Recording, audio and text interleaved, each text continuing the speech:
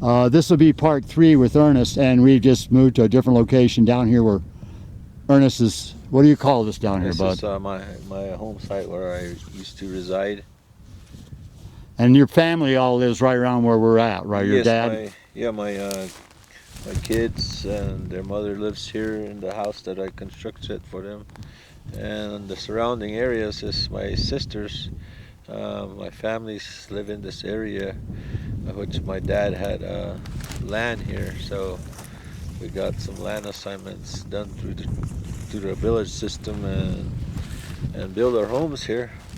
I never get my own videos, so I thought I'd like to have a picture of you and I together here. Okay. So, and we're going to continue on with the UFO stories. We'll do a little 360 here pan, and we've driven about a couple of miles south of quarter mile, half a mile. Half maybe. a mile Yeah. from the village we were just at up on the hill, and directly to the right over there is part of Old Oribe. Now, Yeah, that's the the point. Petroglyphs are right there. You Right know, around the lower. yeah, on the lower left up there. West side. On the, Yeah. And there's where the Hopi tree. The Hopi tree of life is up there, and it's a big circle. Right. And it has little aliens. Get my point on the bottom, and it does. Get yeah. Huh? Yeah. It has the aliens on the bottom of it. You call them whatever you want. You know what I'm saying?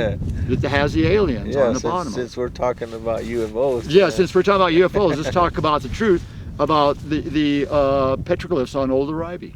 And they are, and it's the tree of life. And it's interesting, the Mayans have the tree of life too, of course. And the Hopi have a tree of life too. And what's interesting, it's a circle, and it's got all the little notches that go around the tree, right? And then the tree comes down and into the ground, and then around the bottom of it, and then it has some symbolism in the middle of it, right? And then it has the little alien-looking figures. Yeah, like people holding hands or. Yeah, well, you have that connecting, you know. Right, you have that with the whole comms, because I record all the petroglyphs. Well, not all of them, as many as I could find. The petroglyphs up on South Mountain Park, which was the whole petroglyphs Phoenix, in Phoenix. Yeah. But nobody knows where the whole went. And people have rumors the aliens ate them. What was interesting about that is that there's no remains. You can't go get my point. You can't go find bones to figure out what if they died from disease or whatever, right? Well, they must have picked up everything they wanted, so they don't. Yeah, and they did. Yeah, even their ancestors. So they don't leave no evidence. There was absolutely, and that's the mystery about them, that there is no evidence of them. Yeah. And here's somebody pulling up here by the car. That's my son's friend. They've been friends since high school. So anyway, we're going to continue on with the UFO thing here. Just checking us out to make sure it's safe. they're probably looking for ID. Looking for what? Probably for a certified interviewer. Yeah, we're here in the west side of Kykotsmovi. Just moving different areas, trying to spot UFOs, I guess. Yes, we're out here looking for UFOs. I've always been hoping one would show up my camera when I was up here. Yeah. Or one like you saw, or blot out the sky. Yeah, this is a place where I usually keep my animals, and I'll pan around and show people his little corral here now. We do some roping here every now and then, ride horses, whatnot. Got 4 horses here that belong to my boys, Shane Honanie and Brett Honanie, and got a few more down at the ranch. About 4 more horses down there. Hay's getting too expensive, so we try to take him down to the ranch and have him eat around there. Well, see, that's part of the New World Order, trying to starve us all out. Yeah. There, you know what I mean? Yeah, maybe talking about UFOs, maybe they'll bring us something better to eat, you know. Well, that's the whole thing. Everybody's waiting for the aliens to save us. You know, maybe they will. Yeah. Who knows for sure? But the Christians are waiting for Jesus to come back and save them.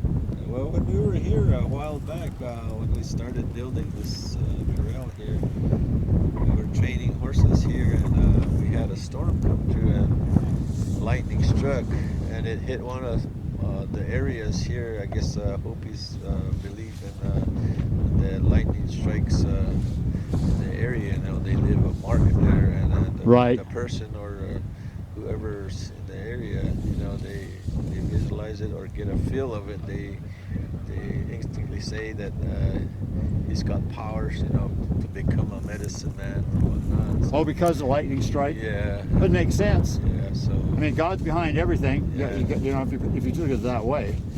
And usually it leaves like an arrowhead or something when it does strike. Well, because it crystallized, you know, because by the way, folks, the Hopi Reservation's a beach. Uh-huh. I mean, it really is a beach. It is sandy. When you see the corn grow in this place, you don't know how it grows. There is, if you would look at it, you say, well, there's no topsoil, there's no nutrients in the soil. Right. Would you put some, once you, well, by the way, we're right here, we're going here. Right behind you is Old Arribe. We were talking about the petroglyphs on Old Arribe and the petroglyphs of the tree of life and little aliens under it. And right in the middle of my screen is where those petroglyphs are on Old Arribe. Now, unless you really knew the area up here, this wouldn't do you no good anyway. Uh-huh. You get my point? Yeah, there's several places that different plants, I guess, that left some marks in the area. So. Well, that right down below the mesas there, where I got the camera showing, is exactly where Lonnie's father's cornfields are. And that's where the flying saucers, Lonnie's dad saw the flying saucer land. Yeah. I think his dad is same clan as my dad. Oh, is that right? Yeah, Eagle clan, because when my dad passed away, he was at the house, you know, preparing feathers and stuff. Oh, Lonnie's dad was, huh? Yeah. So, Well, how neat. and then the ants from his side, from Boboa, came down, you know, just to do some ceremonies. So that's the way I found out that they were part of the family in relation to the father's side. Well, didn't everybody come from up there to start with, and they settled down here later?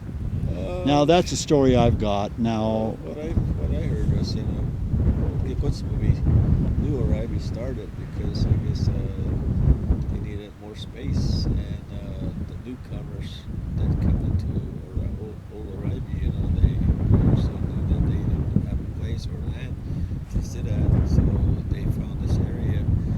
So Kykotsmovi is known to welcome whoever decides to build a house or not here to find a living site here. So that's what my dad told us. So we just know that by his version. well, the old story is that Hopi will welcome anybody if they'll come here. Yeah, right. And at the end times, if we are in the end times, and I ran into a guy that I knew a lot about the Hopis, and he thought it was the end times, and he wanted me to bring him up here because they wanted to move up here. Yeah. And that's an ancient Hopi tale there, that the good people will return. Yeah, well, I guess where we're at, you know, on the Hopi reservation, they call this the center of the universe. Exactly, this is the heart of the universe. Yeah, exactly. So the place down further south of our And I'm aimed right there, right behind where. yeah, further south of where we're at here is a place called Duwansabi. That's where my dad farms and farmed for a long time, and it's pertaining to the center of the universe. But when people talk about it in Hopi, they talk about it just about anywhere. So in the area of the reservation. So. Right. Akima talked about that in the video I did, and it made sense because the mountains all run north and south in North America. Right. And if you put your hand over your chest, about where we're standing right now, is where the heart of the human would be. And that's where you would get that from. And, and everybody that's ever saw that video goes, man, that makes sense. You know what I'm saying? It makes sense. Right. So back to our UFO thing out here. Now, what he was talking about, seeing the big thing of blood out the sky, and I'll pan back over. Yeah, when you go up back toward the Oloraibi area, up further north from there, like I was saying, you know, just traveling on the highway toward Tuba City. I don't know where I was going. I believe I was going to Tuba City, but that's where I, visualized that sort of figure. But being a non-believer of it, you know, I didn't really pay attention to what it might really be, so I just drove by. And, Was it during the day? well, it was during the evening where it was dark and you could see actually lights on it. And what color were the lights? They were white, white and square, but you couldn't see the shape of it or whatnot. It looked like just the sky, you know, the black sky. Just but you knew it was there because it blotted out the stars, yeah, right? because it blocked out everything. It was there because there was lights on the side of it, like this went by, and you could see the lights, but you couldn't see if it was a ship or not. You know? Right, right. And that is where I am panning to right now, where Ernest is talking about, and that's back over towards Old Arrivie, between Old Arrivie and Hoopvilla, which the two villages are really connected throughout history. So, anything else you want to say? Well, in that area, there's a lot of our spirits living in the mesas right in that area. So when they're called upon, that's where they come from. Different. So you're talking about the mesas right behind us, right here? Yeah, right along the right side of it, you know. And we'll pan over and show people what Ernest is talking about. And here's the mesas he's talking about, where the Kachina Spirits live. Yeah, they call upon Kachinas that come and initiate the young kids.